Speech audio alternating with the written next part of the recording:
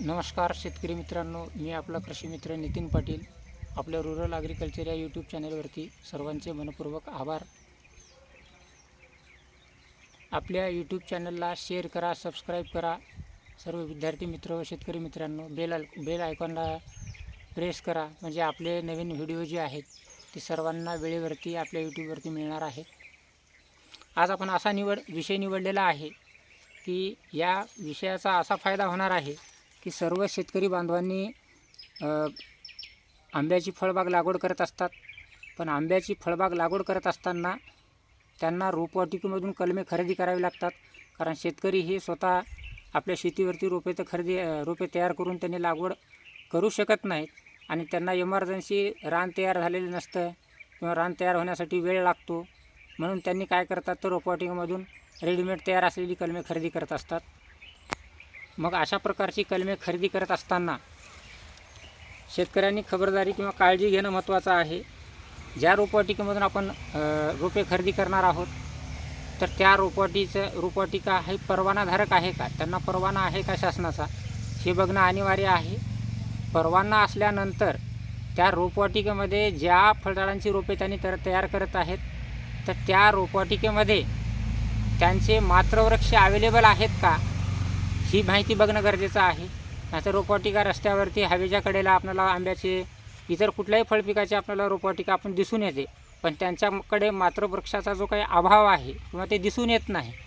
म्हणून ज्या रोपवाटिकेमध्ये जे रोपे तयार करतात त्यांच्याकडे त्याच फळबागाचे ज्या रोपं तयार आहेत त्यांचे मात्रवृक्ष आहेत का हे बघणं महत्त्वाचं आहे.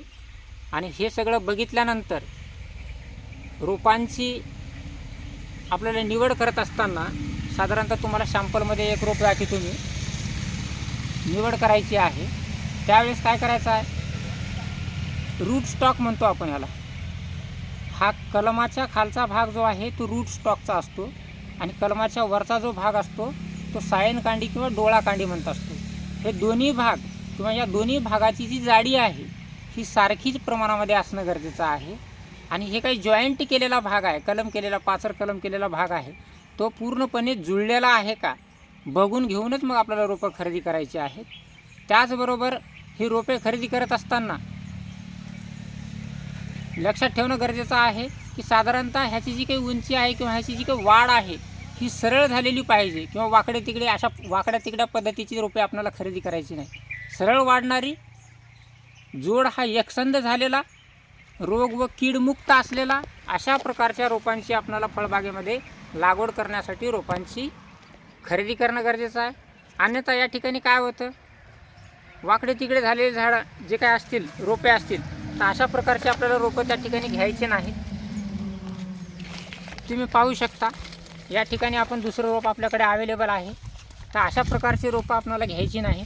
ते दाखव, या ठिकाणी पाहू शकता, या ठिकाणी आपण कलम केलेला भाग आहे आणि मेन शूट सिस्टीमचा जो भाग आहे तो या ठिकाणी डॅमेज झालेला आहे. मग इथून साईड बगल फुटलेली आहे याची, बघा साईड ब्रांच फुटून मग पुन्हा हे वाढायला लागलेलं आहे. तर अशा प्रकारचे कलम शक्यतो तर शेतकऱ्यांनी घेऊ नये. जसं की मी आता दाखवल्याप्रमाणे सरळ वाढणारे शेंडे आहेत अशा प्रकारचे झाडं आपल्याला निवड करायची आहेत.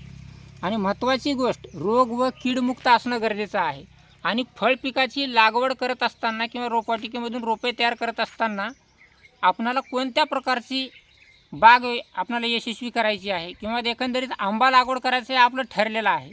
पण आंबा लागवड करत असताना त्या आंब्याच्या प्रचलित जातीमधून कोणत्या प्रकारची जात ही आपल्या बागेमध्ये येणारी आहे अशा जातीचाच आपण काय करायचं आहे, या ठिकाणी वापर करायचा आहे. उदाहरणार्थ आपण मराठवाडा विभागामध्ये राहतो, तर एकंदरीत मराठवाड्यामध्ये असणाऱ्या जे काही रोपवाटिका असतील तर मराठवाड्यामध्ये येणारे एकंदरीत कोणते कोणते आंब्याच्या जाती ह्या उपयुक्त आहेत अशा प्रकारच्या जातीचा आपण अभ्यास करायचा आहे. आणि शक्यतो तर कमी पाण्यावरती येणारी, दुष्काळी परिस्थितीमध्ये तग धरून राहणारी आणि दरवर्षी फळधारणा होणारी अशा प्रकारच्या जाती कोणत्या आहेत. तर साधारण आपल्या मराठवाड्याचा विचार करता मराठवाड्यामध्ये सर्वदूर प्रमाणामध्ये केशर या आंब्याची लागवड मोठ्या प्रमाणावरती आपल्याला दिसून येते.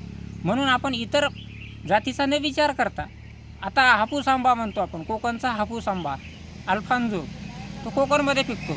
पण आपण इकडं मराठवाड्यामध्ये घेतलं तर तिथलं वातावरण आपल्या आंब्याला मराठवाड्यामध्ये मानवणार नाही.